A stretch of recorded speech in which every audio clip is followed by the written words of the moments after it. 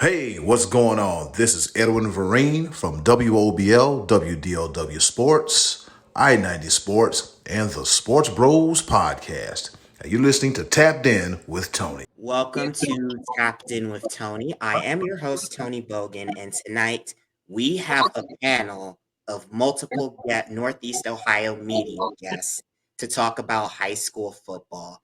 Gentlemen, please introduce yourselves. I'll go first. Gene Simmons, Ohio High School football, basketball media. How's everybody doing? Great. Doing pretty good. Can't complain. I'll go next. My name is Edwin Vereen, also known as Eddie Cool. As Tony tell you, I'm the host of the SportsBros Podcast, I-90 Sports. But my day job was working at WOBL, WDLW Radio in Oberlin, Ohio. And I've been covering high school sports in Lorain County for the past 2.5 years. Nice to meet you, brother. Thank you.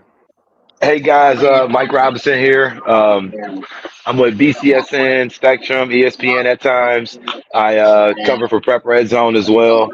And I'm primarily focused here in Northwest Ohio. I was raised in the land, but I was made in the mud is what I like to say it. So I got a big heart for Northeast Ohio. But for the past umpteen years, I've been here in Toledo covering sports. So, hey, it's good to be on here with you boys. Great to meet you. Okay, then I'm Devin Lowe with Eon Sports. Second year doing the high school coverage. Yeah, that's about all there is. And like I said, I'm Tony Bogan. I also write for Keon Sports and I do video. And let's get things started. First, Eddie, we're going to start with you. Okay. We're going to go with two or three teams that have stood out to you this year in the first half of the season. We're halfway through, we're officially, technically in the second half of the football season, but who are three teams that stood out to you? Well, let's I would say the usual suspects, but I'm going to throw a monkey wrench in things. Of course, we got the mighty Avon Eagles, who sit atop the Southwestern Conference at 6-0. And then we also have the Columbia Raiders, who also sit atop at their conference, the Lorain County 8 Conference. And another team that also has been standing out as well, too, are the Clearview Clippers. They sit at 5-1, and they're also tied for first place with Columbia in the Lorain County Conference as well, too. So those are like three teams right there that I've been seeing like playing some real good football. And of course, you got your usual suspects like Avon Lake. They're doing pretty good as well too. Gene? Obviously, being in Northeast Ohio, I think obviously Massillon. Massillon's done a really good job this year, considering last year Massillon always does pretty good offensively. They never have problems putting up points. It's always with their defense. So to see their defense really being in the good a shape as it in, it's unfortunate this week 5 situation, but hopefully they get that corrected. So they've been pretty good to knock off St. Ed's for a second year in a row, and then you see them beat a Valdosta team that's the all-time winningest team in the nation. So you got to give them their props. Second is McKinley. I gotta give Antonio Hall a lot of props to see him change that in the last couple years. One of the things I noticed that he did this year was toughen up the schedule. You put an Avon on there, you put a Dublin on there, which gives you a little bit of firepower going into your conference. So they've done a good job so far in the conference. Got a game coming up against Lake, and I think it's going to be a tough one, but I think they can pull it out, especially after they had a come-from-behind win here a couple weeks ago. And my third team is a team that I just watched them recently, and I like what I see. Is Walsh Jesuit. I think Walsh Jesuit got all the tools, man. I love the defense. I love the interior of the defense. A lot of two-way players over there. Quarterback's decent. They got a 1-2 punch at running back. I just thought that they had a really complete and balanced team, and I can't wait to see what the end of that score is coming at the end of this week against Hoban. Mike? All right, boys. So again, obviously, I'm gonna be talking about Northwest Ohio here. Here in Northwest Ohio, the teams that I know is, hey, you might as well go ahead and give the crown to Toledo Central Catholic in Division III. It's a wrap. It's already sold up. I don't care what anybody else say. Actually, I'm messing with that. But Toledo Central Catholic got it sold up, in my opinion. They beat the De La Salle 2 weeks ago. They beat up on Ignatius last week. Central Catholic is a really tough team. I actually watched them hand it to Hoban in a scrimmage. So now that they're in Division III, I think they're going to be the class of D3, and I honestly think they're the second best team in the state of Ohio. Behind that, I would say in Division I, you got Perrysburg, who's a team here that's undefeated. They play Whitmer this week. Very good team. Josh Tack is young quarterback. They got a nice offensive line, very physical and aggressive up front. Their defensive coordinator, Mike Ward, played, he's a former Division I football coach. And so he comes with a wealth of experience from the MAC and the Big Ten. And so they always enter games because they make really good adjustments. And then last team around here is Findlay. You can't talk about high school footballs and quarterbacks unless you mention the 2025 quarterback in Ryan Montgomery. Ryan Montgomery is an absolute stud. He's breaking every single Big Bend record that's been held at Findlay High School, and he's tearing up the league. They got one loss, and that's the Toledo Central Catholic.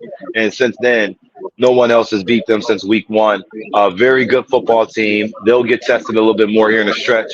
But here in Division I, Region 2, we got two really solid Division I teams that I believe have a really good chance of, shaking things up and battling a little bit with the Columbus teams and the Northeast Ohio guys.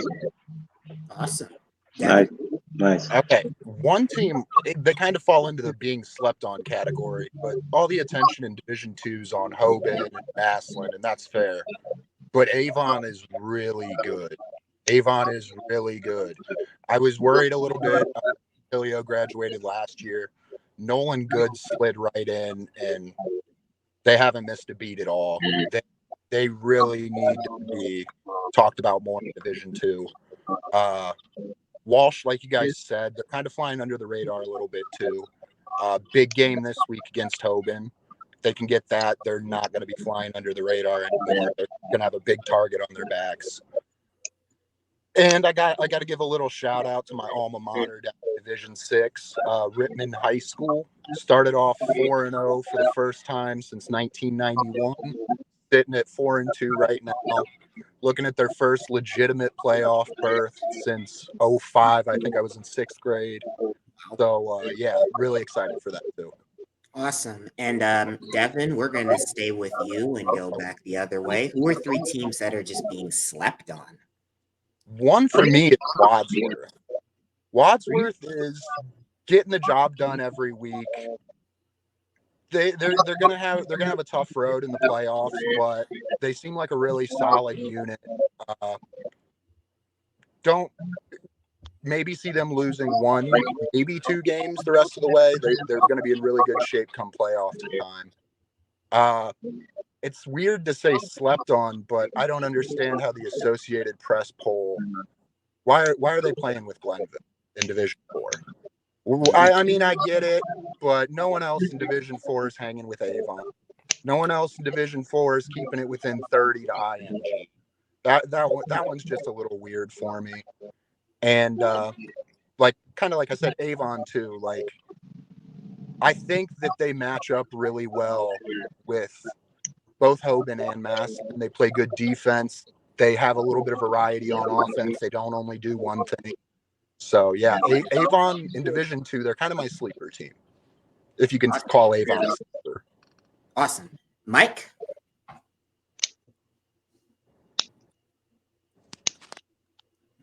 Mike, you there?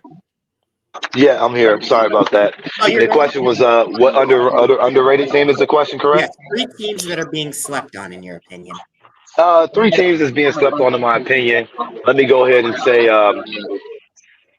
see, we cover a lot of Southwest Ohio, but Southwest Michigan as well. But I'm gonna go ahead and talk about some teams in Northwest Ohio that are being slept on. I'm gonna say Toledo Whitmer. Toledo Whitmer is a program that's being slept on. Quarterback Brady Ford, he has multiple Division I offers.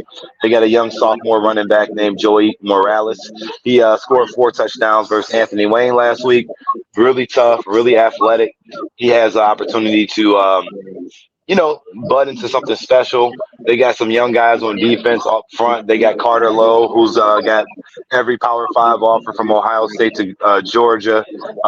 Big offensive lineman. He's doing a really good job. And their average size on their O-line is 6'3", 260, I want to say. So they got a physical offensive line. They're big. Their defense is kind of suspect. This week they take on Perrysburg. So we'll see if they're up to the challenge because it's a really good chance they'll see each other again in the playoffs. So I'm really excited about that team being underrated. Other teams underrated around here is Toledo St. John's in Division II. I think Toledo St. John's is another team that has some talent. They're down a little bit, but they do have a really good football coach and Coach McDaniels. Coach McDaniels, again, he's another guy with pedigree. Coach football at Toledo, Kent State, Iowa, Indiana. He had a cup of tea in the NFL as well. But his defensive adjustments are really good. Offensively, they're young and they're learning. They're trying to get things figured out with a young quarterback, Polowitz. But they are a team, I think, as the season goes on, if they slip into that Division II, they could upset some teams in that region. And then the last team I'll throw out there that I really like that slept on is a little bit further east from Toledo, which would be Sandusky Perkins. I think Sandusky Perkins with Logan Lesh and those guys over there in Division IV. Obviously, they had a tough go last year with Glenville. I think Glenville's still the class of D4. But Perkins, Braylon Collier, wide receiver, runs a 4.4 40. They got a big offensive line. They're young, and for their division, I think they're going to be fine. So those are the 3 teams I see in this area. There's a few more, but I'll leave it there. Awesome. And Gene? Yeah, I got a couple. I think Canton South. Canton South is ranked number 2 right now in Division IV. They have a really, really good quarterback in Poochie Snyder. They have a really, really solid running back in Jerome Cox. Matt Dennison, he was an 18-year coach out at New Philly, took the job a few years ago. Definitely turned the program around, got some players playing. I think people just don't give them credit because of the conference that they're playing in. And it's like, people say, oh, well, they might not be able to compete outside of that conference once they get to playoff time. The only real team I see there for them is Clinton Massey and Glenville. And Glenville in that division is considered a really strong team in that division, and they're going to bring it. And but I think Kent South can play with a bunch of them. And I'd like to see them get more. I'd give them more credit, even though this is not the first year they have a winning record. They had a winning record last year, but this year they got some studs. And like I said, this quarterback Poochie Snyder, he is a must see. The other team is Shaker Heights. And the reason why I say Shaker Heights is getting slept on is because of the continuous losing record before. The years of just winning 4 games, winning 3 games, and then all of a sudden they bust out this year and they're undefeated. And they beat some really good teams in the GCC. And I think they deserve way more credit. I think everybody think it's like a hoax or something like that. They have a solid running back in Beard. They have a solid quarterback in Abdullah. They got the Ohio State commit on both sides of the ball there, Trey McNutt. This team is the real deal, and I think when they walk down the season here, they have, I think Strongsville's there. They're not as strong. I think they got Cleveland Heights week 10. Forget who they got week 9, but the Shaker Heights could go 10-0. Shaker Heights can go 10-0. I really believe they can go 10-0. I like Tyler Curtin up there, one of the coaches up there. He does a really good job. And that about rounds it out for me. I don't have a third team that just kind of, look like they're emerging. I thought it was St. V. I thought if St. V had gave Walsh Jesuit a little bit better game towards down that third and fourth quarter, I'd say, yeah, that's a team to be reckoned with. But really, I just don't have a third team at this point. I respect that. Well, Thank you, Ian. hey, I just got to step in there and say I shout out to Shaker Heights. You know that I'm an alumnus of Shaker, so go Raiders. I gotta agree myself. I'm also an alumnus of Shaker Heights, just like Mike is. Gotta give a shout out to the Raiders and Raider Nation. Eddie? I would have to say over in Lorain County for Division II, I would have to say no one is really talking about the North Ridgeville Rangers. They're currently 5-1 right now. Coach Brian Morgan is doing an excellent job with the guys that he has. As far as playing like a fast and physical defense, that's them. I watched them live against Elyria last week, and he beat them 35-11. And they also have a running back by the name of Zach Barnhart, who's only a sophomore. He burst on the scene last year and made some noise, and he's pretty much picking up where he's left off at. He's solid. He's physical. His number is 36, like Jerome Bettis. And when I look at him, he's like running. He's like running sideways or running through people or running over people. So he's real physical. I forgot how much he can squat, but the boy is strong. The boy is really strong. Also, they have playmakers such as Charlie Steinmetz as well too. And that defensive line, they have a lot of size on that defensive line, which frees up the linebackers to make plays defensively. Because I think last year in the playoffs they played Anthony Wayne and they played him kind of close. And I'll tell you, like, North Ridgeville is as good as advertised. They are as good as advertised. Another team that no one is really not talking about, the Lorain Titans, led by Coach Damian Creel, and they're 5-1. They have a two-headed running back attack with John Solomon and Osir Kimball as well too. Lorain, they also play stout, solid defense. And between North Ridgeville and Lorain, those are some solid teams over here in Lorain County. And then also my third team in Division 5 will be the Clearview Clippers. The Clippers had the most returning All-Ohio starters come back in all of Lorain County. And they have a second-year quarterback, Cy Christensen, who started as a freshman last year. He has over 1,000 yards in the season, and he has weapons at his disposal, such as Ethan Lorenzana, Malcolm Lane, and Aiden Cruz. Also, he plays offense and defense. I witnessed Aiden Cruz, I think it was week 3. I witnessed Aiden Cruz be an absolute monster against John Hay on as he was playing special teams. He blocked 2 punts and an extra point field goal. I mean, what can you say about that? And they also have another speedy receiver by the name of Dominic Jackson as well too. So Lorain, North Ridgeville, and Clearview. Those are my 3 teams. Awesome. And next is one offensive player and one defensive player. And is there any performance that stood out to you in the first half, Eddie? We're going to stick with you. Defensively, no one has really, other than what I just mentioned with Aiden Cruz, who really took over the game defensively against John Hay, because wasn't too much going on for him on the offense, but defensively he absolutely wreaked havoc. So that was an awesome performance. Recently, I would have to say Marco Sirigliano of the Columbia Raiders, who just recently broke the all-time, several Lorain County records as far as all career yardage, career touchdowns, and career points. I mean, right now he has 1,087 yards and 15 touchdowns, which is tops in the county. And he's another running back. He doesn't really blow you away with off-the-chart speed like we saw like with the Miami Dolphins and their two running back system. But what he does, he's methodical with his approach, and when he finds his hole, he hits it hard and he hits it fast and he hits it strong.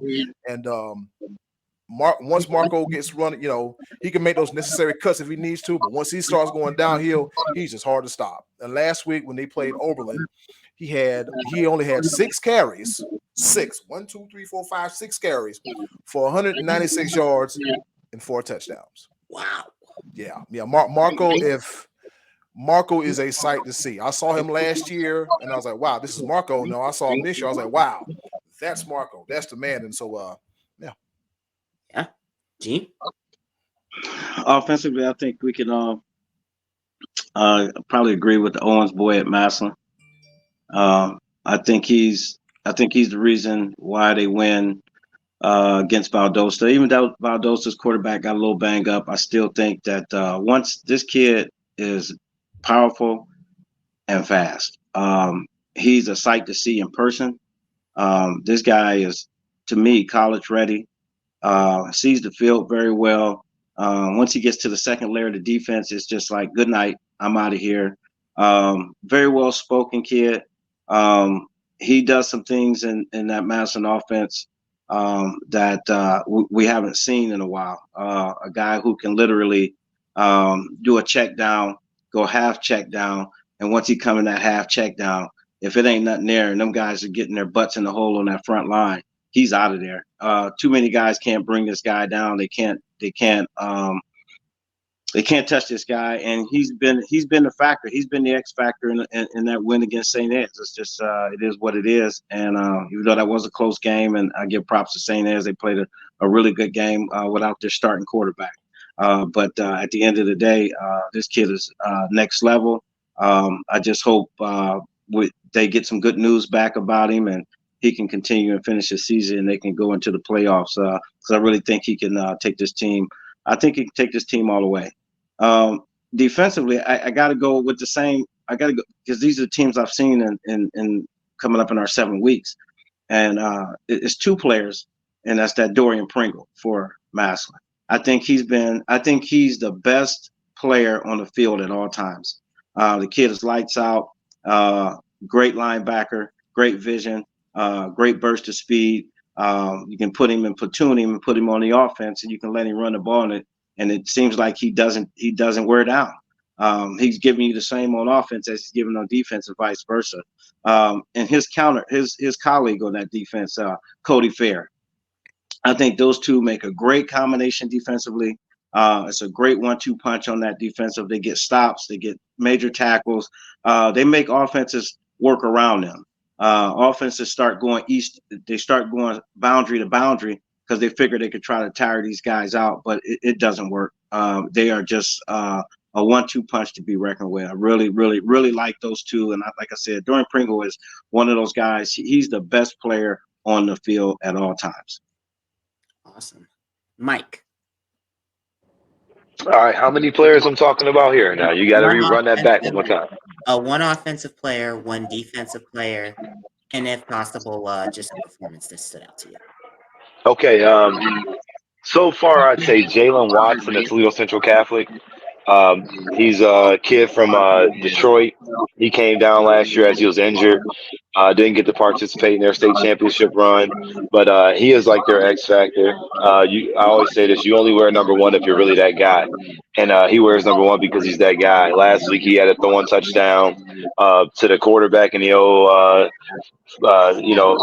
screen pass back to the quarterback or throwback to the quarterback.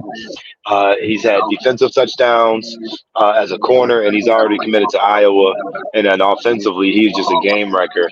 He's just one kid in this Northwest Ohio area that just kind of just separates himself as an all-around athlete. And I can guarantee you once the playoffs come around, he'll be playing a lot of Wildcat, and they'll be using him in a lot of unique ways, in my opinion.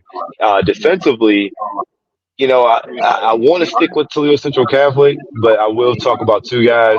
Michael Cannings, up front, defensive lineman. He is very physical. He gets his hands on guys and he gets on blocks. Last year on the Twitter space, I asked Luke Montgomery, who was the toughest guy. Luke is playing at Ohio State right now from Findlay. I asked him who was the toughest kid he ever played against, and he was like, Michael Cannings, kid from Central Catholic. He was like, that dude is just a bull. And so they had some great battles, but Michael Cannings is one of my guys. And then on the other side, I look at Jason Kelly from Toledo Whitmer. Jason Kelly is a hard-nosed, downhill football player. He's got Power 5 offers as a linebacker. Seemed to be in between Iowa State and potentially Toledo for where he's going to go to college at. But he goes downhill. He's very physical. They play him at running back when they need him to get those tough yards. But Kelly is just one of those kids that I really think has the opportunity to be Defensive Player of the Year here in Northwest Ohio, just with his athleticism, his ability to tackle, and what he means to their defense. And then overall performance-wise, I got to give a lot of credit to Mason Heinzel, quarterback from Oregon Clay High School. He's got 2 offers now. He's got one from Toledo. He has one from Akron, I believe. And they're a small school, not really that known for football, but this quarterback stepped up as a junior. He's making a lot of plays, throwing the ball in all the right places. And I think that he's a guy that deserves some credit and at least deserves to be mentioned in the conversation of top football players in this area, especially getting an offer from the reigning MAC champs. Awesome. And Devin? Offensively, I'm kind of going to go back to Avon here, but Nolan Good is really like I didn't know what to expect from him. He kind of does it all. Last week they played Olmsted Falls, and Olmsted Falls was able to get pressure, flush him from the pocket, and he was making guys miss at the line of scrimmage, the second level. When he had time to set up and throw, he's hitting his guys in stride. Avon's really good. Defensively, Cam Boone for St. Ed's. They have played probably the toughest schedule. It can be argued in the state. And he's faced numerous Power 5 receivers. And every time you look at the box score after one of those games, the guy he's covering has 1 catch for 8 yards, 2 for 17 on 5 or 6 targets. The dude is a lockdown. And I think he gets slept on because at the offensive line, they have the linebackers. He's kind of a little bit slept on secondary, but teams try to pass, they find out who he is real quick. Performance, Medina Menor, Scotty Fox took a bad hit, knocked out of the game. Ben Pierce comes in cold, plows in from 5 yards out for a touchdown, ties the game. Next drive, 49-yard touchdown. Coming in cold for a guy who's younger. Scotty Fox, I believe, junior. Pierce is a senior. So he's coming in getting his first real varsity meaningful action of the year against a tough team like Medina. Just stayed the course, made some big plays, and they ended up getting 1 point. So, Gotcha. And my next question for you, Tony. I wanted to go back to that. Sorry, guys. I wanted to go back to the performance. Okay. Let's go back to the performance. And the performance for me is a guy from Walsh Jesuit, Lucas Weaver.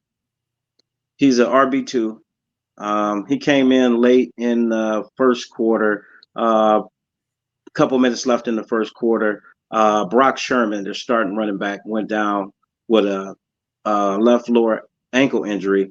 He went off the field. They got him back in the tent. When I seen him cutting the tape and taking the shoe off, I know probably he was done for the night. This kid came in and he finished the night with 176 yards, 2 TDs. This guy was lights out. He is a violent runner. He is the most off the field in an interview. He is the most humble kid that you would want to talk to. But this guy, he's the real deal, and he's a junior, and he'll be back next year. And I think for all intents and purposes, he probably will be the starter behind Brock Sherman. I think Brock Sherman is their guy, and he should be. And but at the end of the day, this guy, Lucas Weaver from Walsh Jesuit, a junior, class of 25, man. This guy's the real deal to me. Violent runner, compact, gets it done, blue collar, excellent kid, excellent attitude. Awesome. And we've got 3 more questions after that. Devin, we'll go back to you. What is a game that stood out to you in the first half? honestly, going to go back to that Medina Menor. Absolute shootout. I think 12 total touchdowns in the game. One of the most difficult ones I've ever had stats for because they both love to throw the ball. But to see Menor, when I saw Scotty Fox take that hit, when you see the leader guy hit like that, teams have 2 options: either pack it in or rally behind it. And the way that team rallied behind the defense stepped up big. Danny Stoddard for Medina has weapons galore, and in that 5 minutes, like, they locked it in. And that on it, they were coming off a couple losses there, and that showed me that Menor, even if their record isn't what you expect, Menor is still Menor. They're still going to play everybody tough. They're going to be in every game. And yeah, that one 42-40 was great. Oh yeah, absolutely. Mike? And back to the performance, is that what we back on performances, correct? Oh, we're on game that stood out to you in the first half, but if Ooh, games that stood out to me. Okay, look, I know he bounced back to performances, so I'm like, there's a guy that I do want to mention as far as performances. you can. And I want to touch back, and then I'll go into a game. There's a young kid, that I'm very, very pleased with. On the defensive side of the football, is a kid named Dominic Woods for Perrysburg. He's a cornerback. He plays wide receiver. His dad played at Bowling Green High School from a JUCO mode, but he's a kid to continue to watch. He's a young transitioning kid. This is his first year on varsity, but I think he is athletic enough to be a guy. But games that's really stood out to me, I'd say last week the Whitmer versus Anthony Wayne game. I was so impressed with Whitmer and how they dominated the football, and they dominated the game. Bowling Green is another team that's really had some dominating performances. They've only lost one game this season, but they're physical and athletic up front. And performance-wise, like team-wise, you got to give it to a smaller school. I think Ottawa Hills is like Division 6 or 7, but Ottawa Hills, they've lost one football game. They lost to Whiteford, which is a team up in Southeast Michigan. They won a Division 8 state championship, and they lost to them in a last-minute deal. But Ottawa Hills is another team in that smaller division, and I think they got a really good chance to show up. They've showed up in big games. They beat a team out of Northwood. Northwood's got a kid named Ramonte Coleman, and he, I want to say they're Division 5, but Ramonte Coleman, he had back-to-back 5-touchdown weeks, and just dominated performance. So, and they shut them down to only 1 touchdown. So I think Ottawa Hills is a team that deserves some respect in that lower division schools. Awesome. Thank you, Mike. And Gene? Outstanding game. Yes. It would probably be a game I didn't see. We got an update on it, and I thought that was the come from behind. McKinley's come from behind win against Green. They ended up finishing the game. I think the score was 20, or not Green. I'm sorry. Oh man, who was that game against? I'm kind of lost in space here for a second. Anyway, they came back. The quarterback had threw like 5 interceptions a game. You're not supposed to win a game that way, especially if they're converting.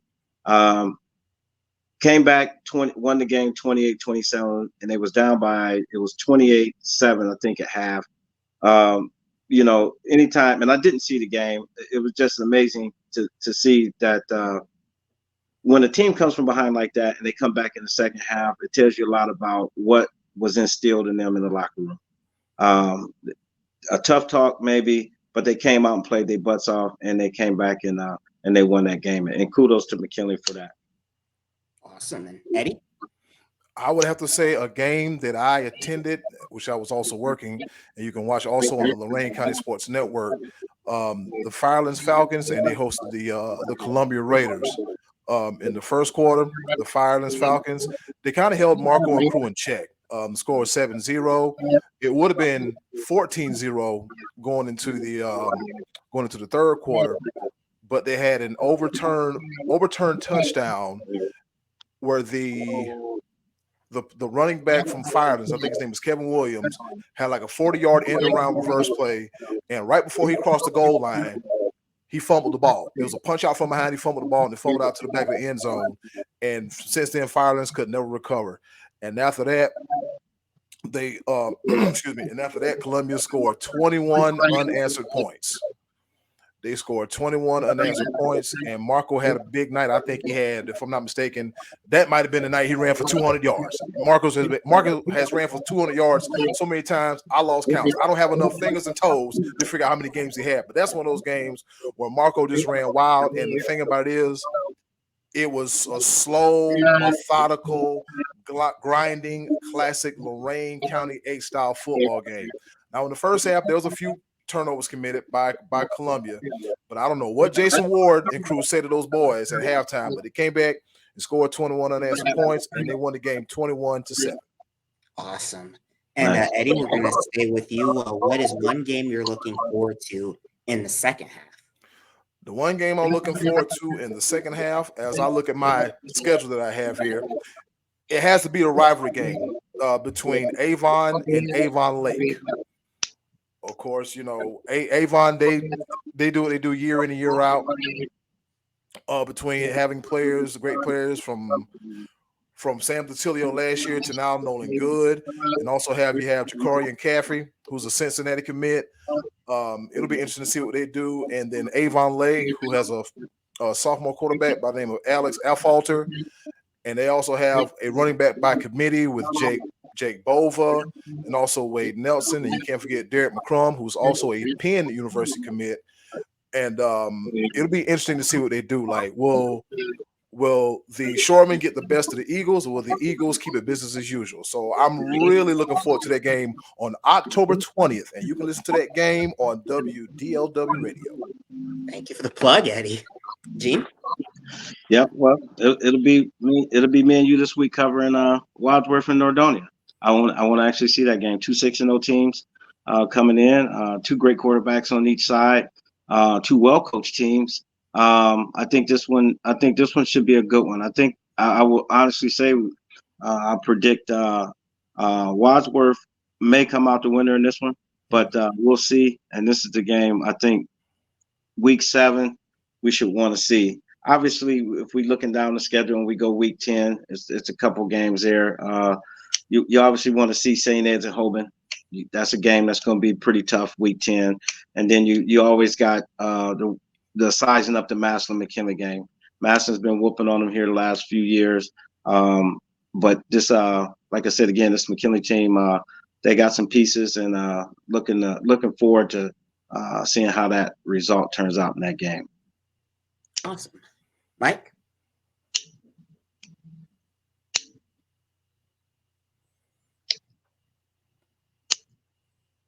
Okay, Devin? Well, this week I'm down at McKinley Lake. I think that's going to be a huge game to decide how the Federal League's going to shape up and really give you some information on how good McKinley is and what they can do, because they're playing in Division I, Region I come playoff time. So there's not going to be an easy game for them up there. Also, it's kind of an obvious one, but looking forward to Hoban and Glenville. Not looking forward to how packed those sidelines are going to be, but looking forward to seeing. I love when you get top programs matching up, and I haven't covered a lot. I don't know if or when the last time these guys played, but I think it's a really good matchup. Hoban's defense is amazing. Really get to see how they hold up against Deshaunte Jones and Damarian Witten in that Glenville offense. Okay. And Gene, real quick, what is one dream matchup you want to see for Northeast Ohio high school football?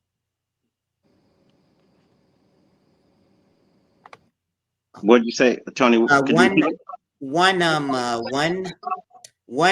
matchup you want to see for Northeast Ohio high school football? Oh man, dream matchup. Man, I want to go. It's kind of hard because I try to go with teams that we've covered this whole year. But I keep hearing down in Columbus, I keep hearing this Pinkerton North. I want to see a Pinkerton North come up and play either a Hoban.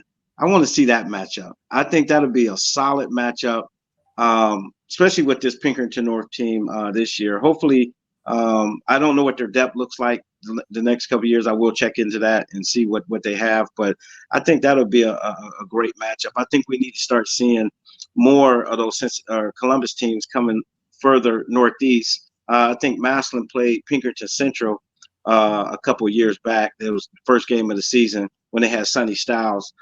So we haven't seen a lot of that mixture. So I like to see some Columbus teams and some Northeast Ohio teams kind of get it in. Awesome. Thank you, Gene, for your answer. Devin? Is it wrong if I say St. V? No.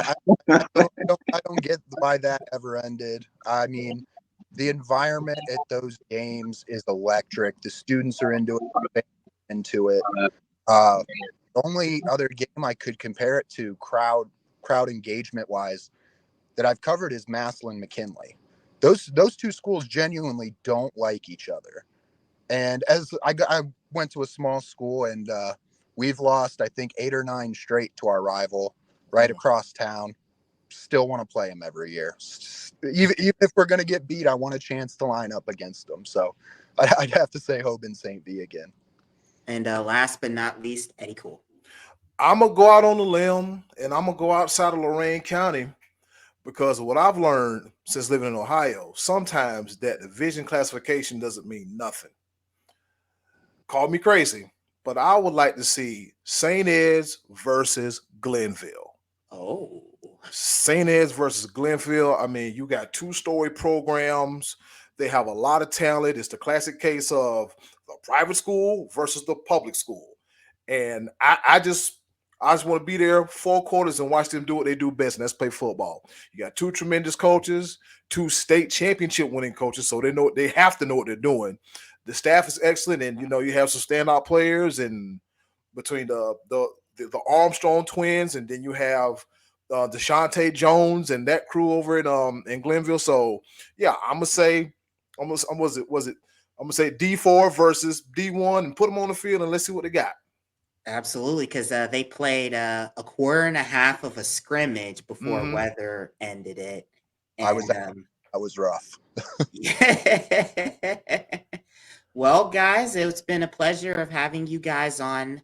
To everyone who came on, you guys can check out Tapped In with Tony on Spotify and wherever you get your streaming services.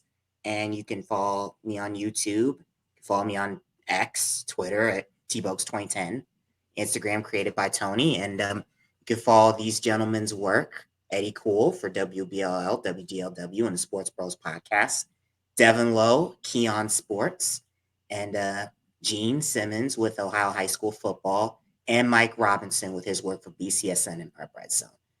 For all of us, I'm your host, Tony Bogan. Thank you guys for tuning in, and we'll see you later.